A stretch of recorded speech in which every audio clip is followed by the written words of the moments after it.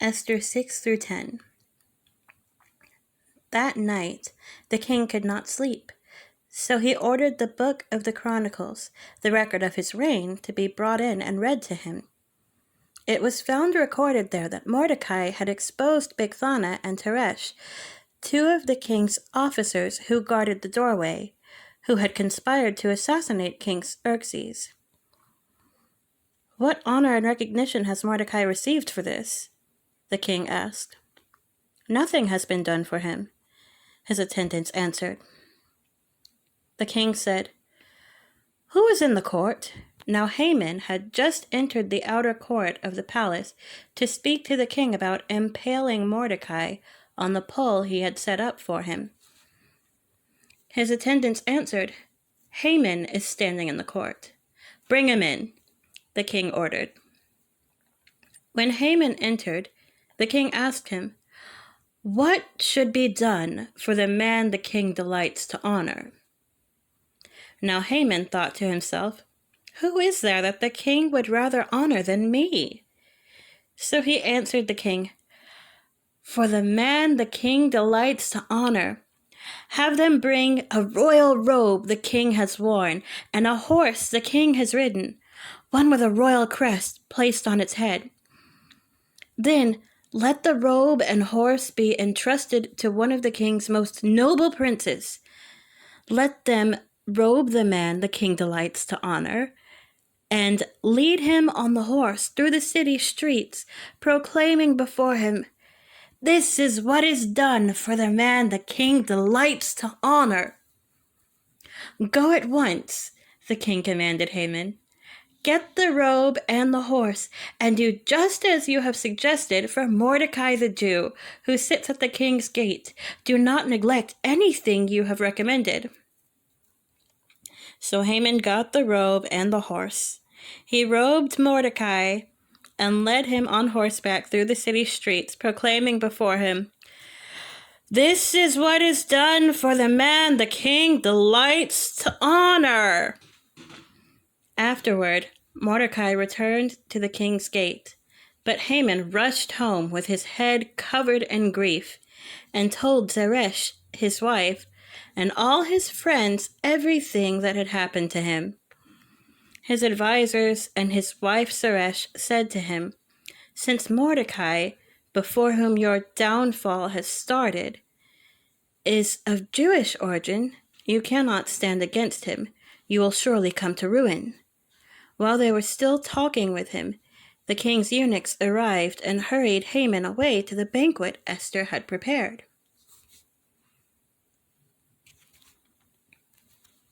Esther 7. So the king and Haman went to Queen Esther's banquet, and as they were drinking wine on the second day, the king again asked, "Queen Esther, what is your petition? It will be given you. What is your request? Even up to half the kingdom, it will be granted." Then Queen Esther answered, "If I have found favor with you, your majesty, and if it pleases you, grant me my life. This is my petition. And spare my people. This is my request. For I and my people have been sold to be destroyed, killed, and annihilated. If we had merely been sold as male and female slaves, I would have kept quiet, because no such distress would justify disturbing the king." King Xerxes asked Queen Esther, "Who is he? Where is he, the man who has dared to do such a thing?" Esther said, "An adversary and enemy, this vile Haman." Then Haman was terrified before the king and queen. The king got up in a rage, left his wine, and went out into the palace garden. But Haman, realizing that the king had already decided his fate, stayed behind to beg Queen Esther for his life. Just as the king returned from the palace garden to the banquet hall, Haman was falling on the couch where Esther was reclining. The king exclaimed, "Will he even molest the queen while she is with me in the house?" As soon as the word left the king's mouth, They covered Haman's face. Then Harbona, one of the eunuchs attending the king, said, "A pole reaching to a height of 50 cubits stands by Haman's house. He had it set up for Mordecai, who spoke up to help the king." The king said, "Impale him on it." So they impaled Haman on the pole he had set up for Mordecai. Then the king's fury subsided. Esther 8. That same day, King Xerxes gave Queen Esther the estate of Haman, the enemy of the Jews. And Mordecai came into the presence of the king, for Esther had told how he was related to her. The king took off his signet ring, which he had reclaimed from Haman, and presented it to Mordecai, and Esther appointed him over Haman's estate.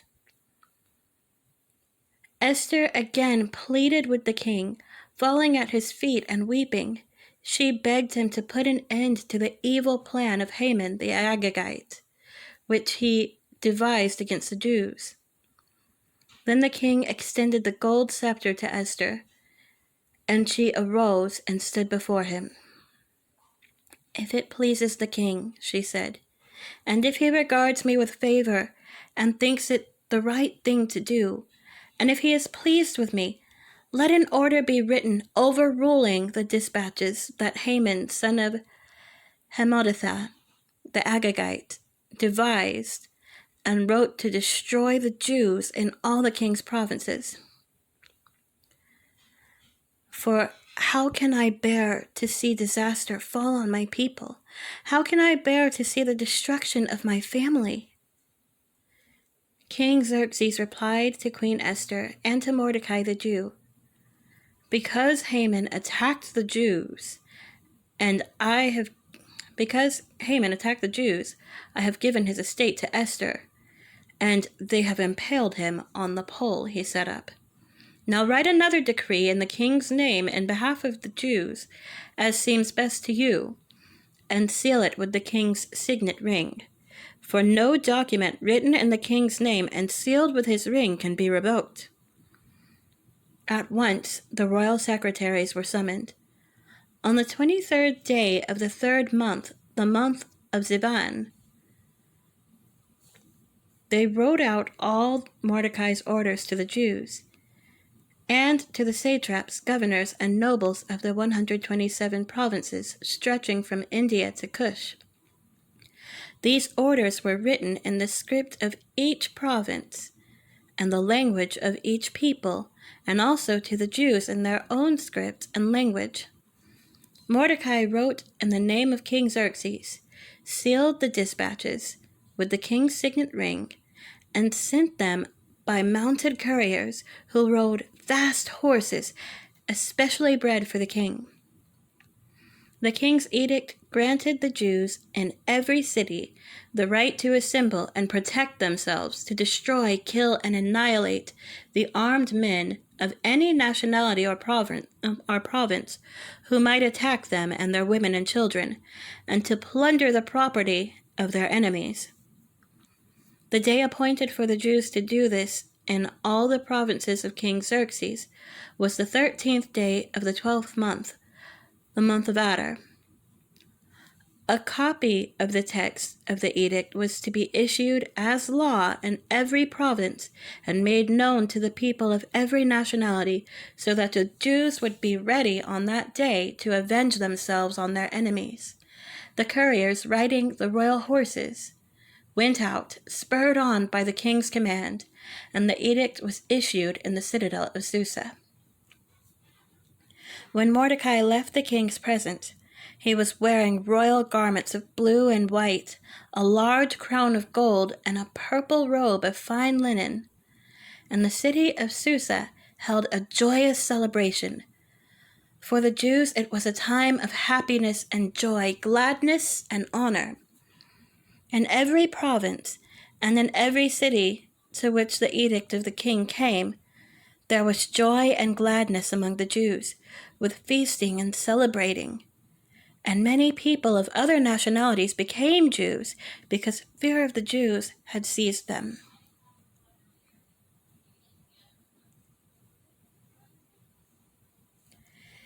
Esther 9. On the 13th day of the 12th month, the month of Adar, the edict commanded by the king was to be carried out. On this day, the enemies of the Jews had hoped to overpower them, but now the tables were turned, and the Jews got the upper hand over those who hated them. The Jews assembled in their cities in all the provinces of King Xerxes to attack those determined to destroy them. No one could stand against them, because the people of all the other nationalities were afraid of them. And all the nobles of the provinces, the satraps, the governors, and the king's administrators helped the Jews, because fear of Mordecai had seized them. Mordecai was prominent in the palace. His reputation spread throughout the provinces, and he became more and more powerful. The Jews struck down all their enemies with the sword, killing and destroying them, and they did what they pleased to those who hated them.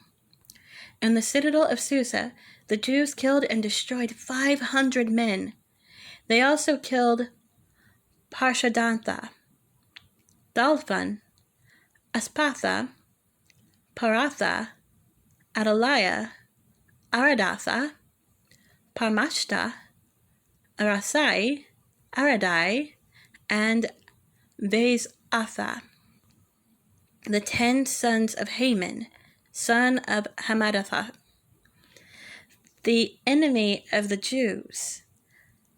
But they did not lay their hands on the plunder. The number of those killed in the citadel of Susa was reported to the king that same day. The king said to Queen Esther, "The Jews have killed and destroyed 500 men and the 10 sons of Haman in the citadel of Susa. What have they done in the rest of the king's provinces? Now, what is your petition? It will be given you. What is your request? It will also be granted." "If it pleases the king," Esther answered, "give the Jews in Susa permission to carry out this day's edict tomorrow also, and let Haman's 10 sons be impaled on poles." So the king commanded that this be done. An edict was issued in Susa, and they impaled the 10 sons of Haman. The Jews in Susa came together on the 14th day of the month of Adar, and they put to death in Susa 300 men, but they did not lay their hands on the plunder. Meanwhile, the remainder of the Jews who were in the king's provinces also assembled to protect themselves and get relief from their enemies. They killed 75,000 of them, but did not lay their hands on the plunder. This happened on the 13th day of the month of Adar. And on the 14th they rested, and made it a day of feasting and joy. The Jews in Susa, however, had assembled on the 13th and 14th, and then on the 15th they rested and made it a day of feasting and joy. That is why rural Jews, those living in villages, observe the 14th day of the month of Adar as a day of joy and feasting, a day for giving presents to each other. Mordecai recorded these events, and he sent letters to all the Jews throughout the provinces of King Xerxes, near and far, to have them celebrate annually the 14th and 15th days of the month of Adar, as the time when the Jews got relief from their enemies, and as the month when their sorrow was turned into joy, and their mourning into a day of celebration. He wrote them to observe the days as days of feasting and joy, and giving presents of food to one another and gifts to the poor. So the Jews agreed to continue the celebration they had begun, doing what Mordecai had written to them. For Haman, son of Hammedatha, the Agagite, the enemy of all the Jews, had plotted against the Jews to destroy them, and had cast the pur, that is, the lot, for their ruin and destruction. But when the plot came to the king's attention, he issued written orders that the evil scheme Haman had devised against the Jews should come back onto his own head, and that he and his sons should be impaled on poles. Therefore, these days were called Purim, from the word pure, because of everything written in the letter, and because of what they had seen and what had happened to them. The Jews took it on themselves to establish the custom that they and their descendants and all who joined them should without fail observe these 2 days every year, in the way prescribed and at the time appointed. These days should be remembered and observed in every generation by every family and in every province and in every city. And these days of Purim should never fail to be celebrated by the Jews, nor should the memory of these days die out among their descendants. So Queen Esther, daughter of Abihail, along with Mordecai the Jew, wrote with full authority to confirm this second letter concerning Purim. And Mordecai sent letters to all the Jews in the 127 provinces of Xerxes' kingdom, words of goodwill and assurance, to establish these days of Purim at their designated times, as Mordecai the Jew and Queen Esther had decreed for them, and as they had established for themselves and their descendants in regard to their times of fasting and lamentation. Esther's decree confirmed these regulations about Purim, and it was written down in the records. Esther 10.